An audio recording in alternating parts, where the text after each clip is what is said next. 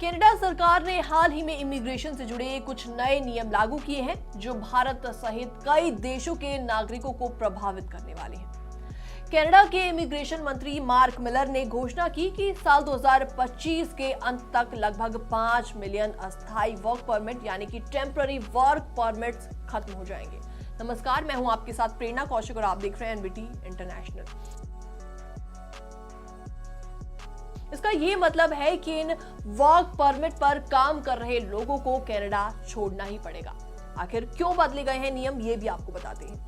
Canada में तेजी से बढ़ती आबादी के कारण कई समस्याएं सामने आ रही हैं, जैसे कि घरों की कमी, स्वास्थ्य सेवाओं पर बढ़ता दबाव, बुनियादी सेवाओं की कमी। और इन समस्याओं को हल करने के लिए ट्रूडो सरकार ने अगले 3 सालों में कनाडा आने वाले स्थायी और अस्थायी निवासियों की संख्या में कमी करने का फैसला किया है। नए नियम क्या कहते हैं, ये भी आपको बताते हैं।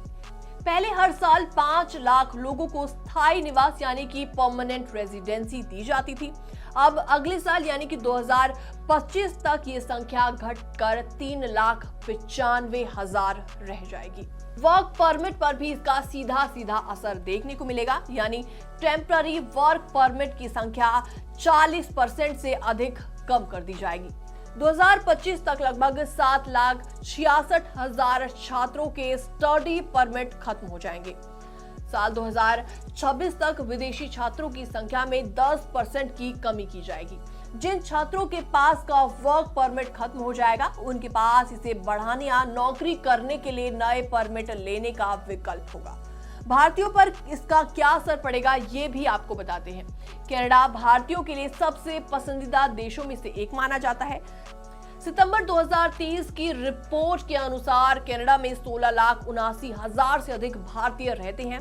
इनमें से कई लोग उच्च पदों पर कार्यरत हैं, जैसे कि सी सूट एग्जीक्यूटिव्स, इंजीनियर्स, टेक्नीशियंस और साइंटिस्ट। और ऐसे में नए नियम के तहत कई भारतीयों के अस्थायी वर्क परमिट खत्म हो सकते हैं। इसका ये मतलब है कि उन्हें कनाडा छोड़ना ही पड़ेगा। जो भारतीय स्थायी निवास के लिए आवेदन कर चुकी हैं, उनके आवेदनों में देरी हो सकती है। आवेदकों को इन नियमों के कारण निराशा का सामना भी करना पड़ सकता है। कनाडा सरकार ने यह भी साफ कर दिया है कि ये कदम देश की आबादी पर बढ़ते दबाव को कम करने के लिए उठाया गया है। मंत्री मार्क मिलर ने कहा, हम चाहते हैं कि जो लोग कनाडा में लंबे समय तक रहना चाहते हैं, वो कानूनी प्रक्रिया का पालन करें। कनाडा के ये नए इमिग्रेशन नियम भारतीय और अन्य देशों के नागरिकों के लिए चुनौती खड़ी कर सकते हैं। वर्क और स्टडी परमिट धारकों को अब अपनी योजनाओं को दोबारा सोचना पड़ेगा।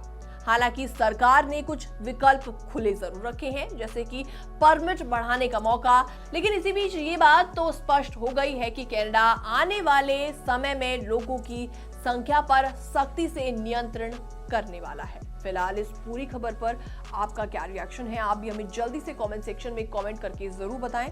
बाकी वर्ल्ड से जुड़ी छोटी और बड़ी खबरें देखने के लिए जरूर सब्सक्राइब करें एनबीटी इंटरनेशनल।